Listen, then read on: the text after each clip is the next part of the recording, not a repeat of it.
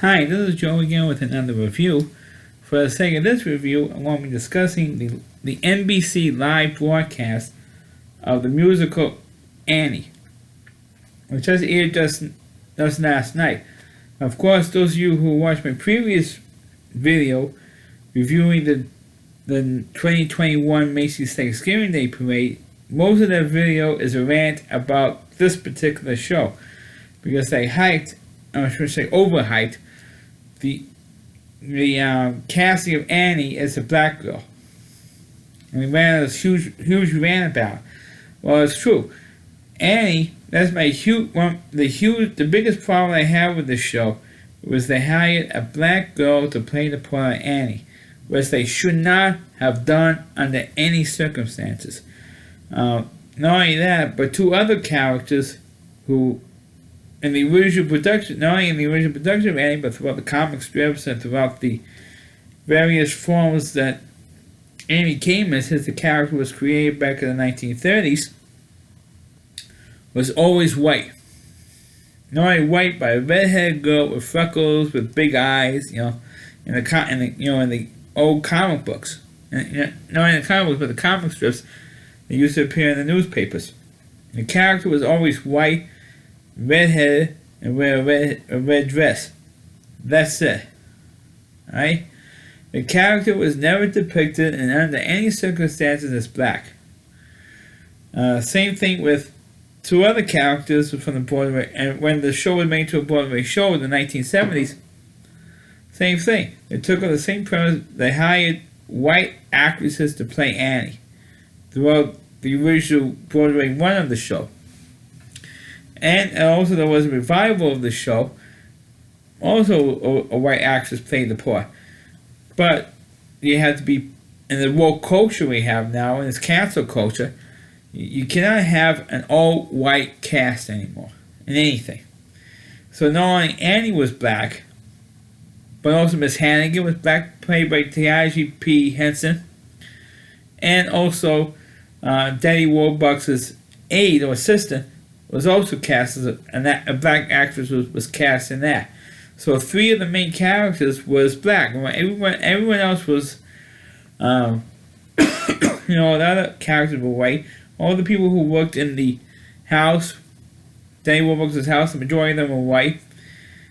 Most of the orphans were white from the orphanages. Even though now, in this production, they added a couple of little color, as they say, so you have more diversity in Annie.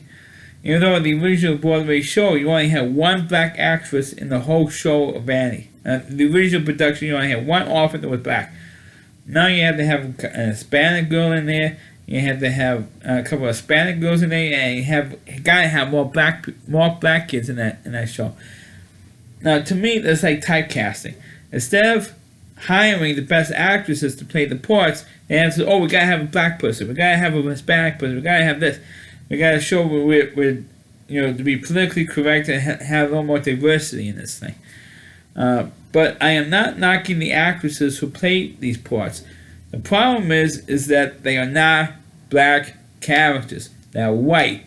They're redheaded characters. And I'm not going to go in the same way as they did in my previous review because it took too long. In their review, it took too much time in that thing.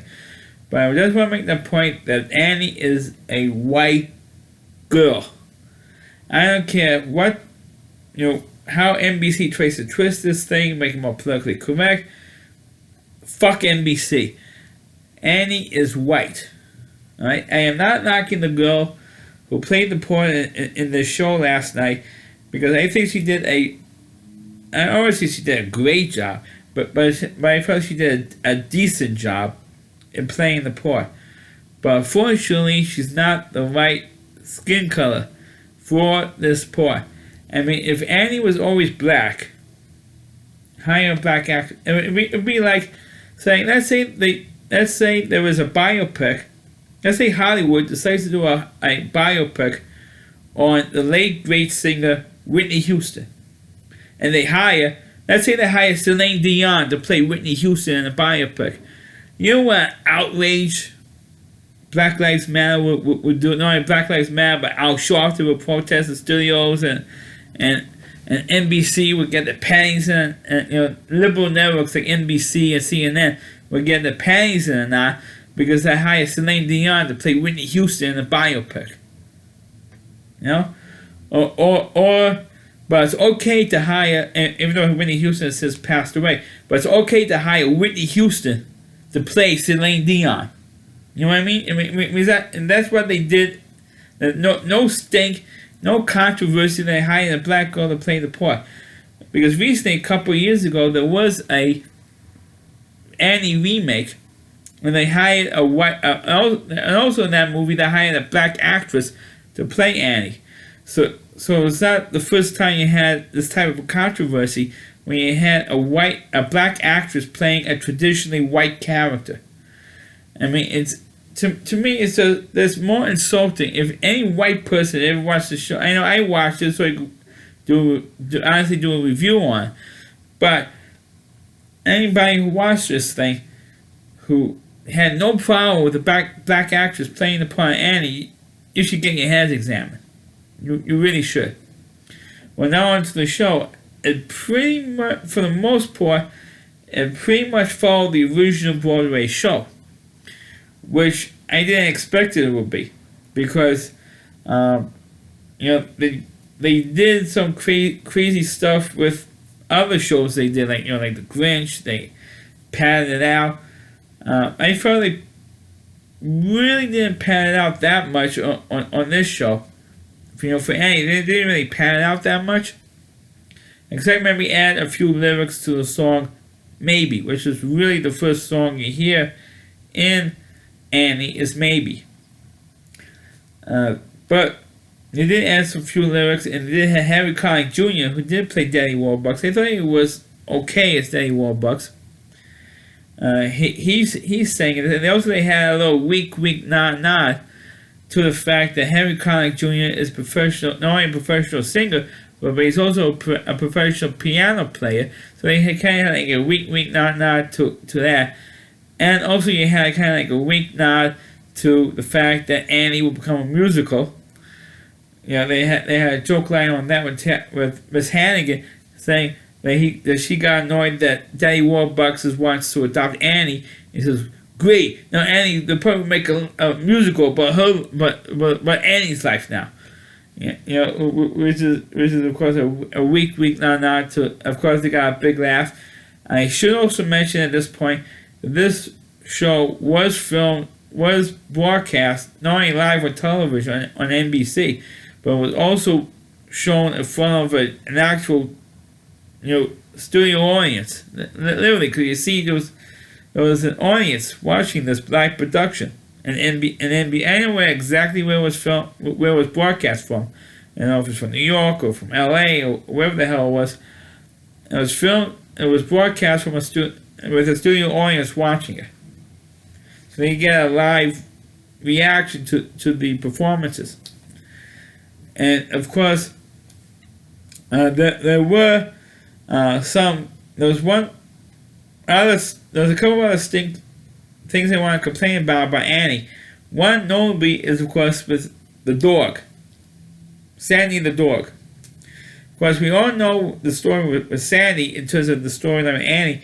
That when Annie, early on in the show, she sneaks out and runs away from the orphanage, from the tyranny of Miss Hannigan.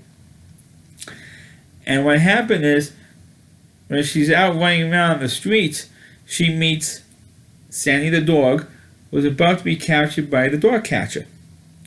And she was able to convince the dog catcher that Sandy was her dog.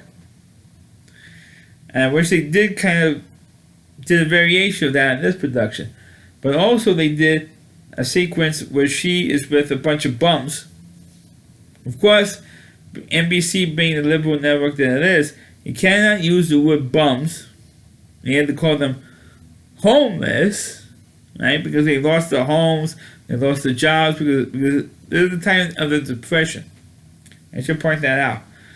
This was the time of the Great Depression back in the 1930s. So they weren't called bums on the show. They were called homeless, right?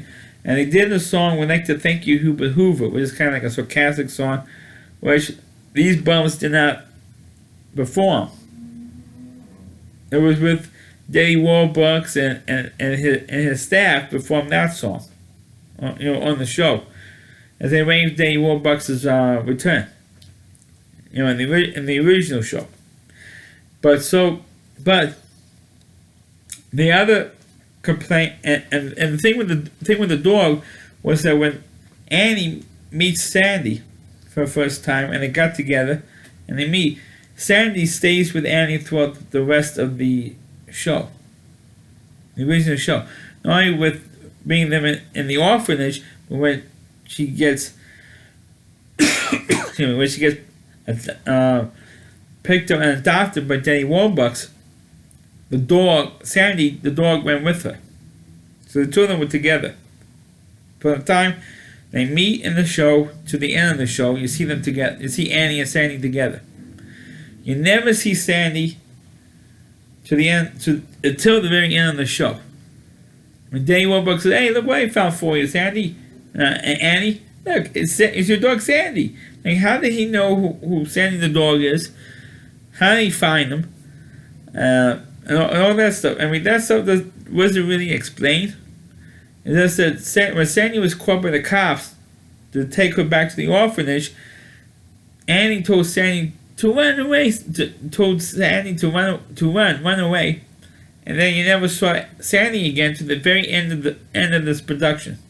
There's one stink I have with it. The other stink I have with the show is that you have a lot of miscommunication between the director and the cameras. Because a lot of times with the cameras, especially during the second half to the end of the show, when the cameras were all out of place. When you couldn't see, when there was a character like Taj B. Henson was singing, easily the cameras were out of position. They were not in the right position at all. And of course, and also towards the very end of the show, when the mics were not queued up right. Because each character's mic, and you could see, especially in Harry Connick Jr., because since he was wearing either shaved his head bald or was wearing a ball cap, you can see in his ear, particularly his left ear, you can see the wire and the microphone, so he can be picked up for the broadcast. And so, of course, each microphone had to be turned on. I know how, because I knew how to do this, because when I was my intern at Queens Public Access Television back in 1997, you had to cue the mics. Make sure you time it correctly, so when the character speaks or sings the song in the performance, you can hear them singing. There was a couple of times towards the end of the production where you couldn't hear them for about 5 to 10 seconds. You couldn't hear what they were singing, and then all of a sudden, miracle, the mics would turn on. And you also had, like I just mentioned, with the cameras being out of position, you saw the conductor going with the baton going like this, and then all of a sudden you see the camera in the right position with the cameras, and you see something in the way, part of the set or a chair or a bookcase or something in the set, and you couldn't see the actors. And then all of a sudden, like a couple of seconds later, you see the actors. I mean, it's one misstep after another on this thing, and that's what happened. I mean, that's what's true as a live broadcast and stuff like this happens. But what's happening more, and of course by now NBC should have, they've been doing this for a few years now, having a live production of a show. I forgot how many years they've been doing this. I think since 2015, 2016, they've been doing. That's 5-6 years. They've been doing a live show of a musical, and this is like the worst job that they've done broadcasting it. I mean, I can understand if an actor goofs up on a line or something. I mean, that happens, especially during a live broadcast. Stuff like that happens. But we have all these technical glitches with the cameras and with the microphones not being turned on.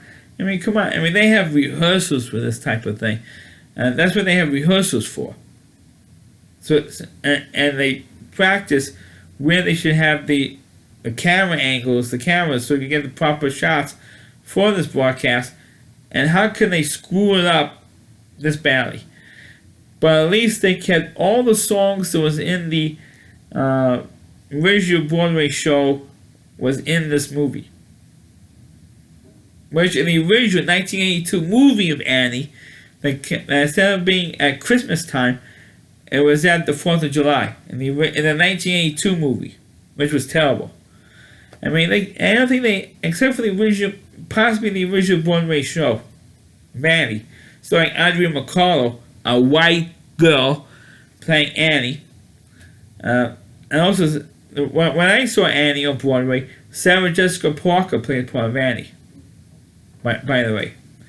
But regardless, except for maybe the original Broadway run of Annie, I don't think there's been really a proper production of this show. And if they keep hiring a black actress to play the part of Annie, it's gonna suck. No matter how good the actress is. Like I said, I'm not knocking the little girl who played the part. I'm not knocking her at all. I think she did the best she could, considering the fact that she's not the right skin tone. She doesn't have the right skin tone to play this part. But regardless, it was it was what it was. It wasn't. It should have been better. It could have been better. And if they hired a white, if they didn't have any black actors playing in this part and the major characters I mentioned, it would have been better. I would have given a much better review if they kept the cast the way it was in the original. And actually, of course, you can't hire the original. If they hire Andrew McCullough to play maybe Danny Warbucks' aide, to give a nod to the original Annie, that would have been damn cool to see. Or maybe they have Sarah Jessica Parker playing Miss Hannigan. That would have been great. Especially for fans of the original Broadway show. That would have been a great nod to the original Broadway show. But no, they didn't do that. They're saying the big fuck you, excuse my language, a big fuck you to the fans, and that's what they did. So that's my review of Annie Live. Please click on the video, please rate it, please subscribe to my channel, please forward this video to your Facebook pages. You can check all my reviews on my YouTube channel at rallyc.com, that's all WDY, C.com, that's our homepage, the Rally Reviewer, Christine Moore. Please check out all of his videos on his website. Thanks for watching, and catch you next time.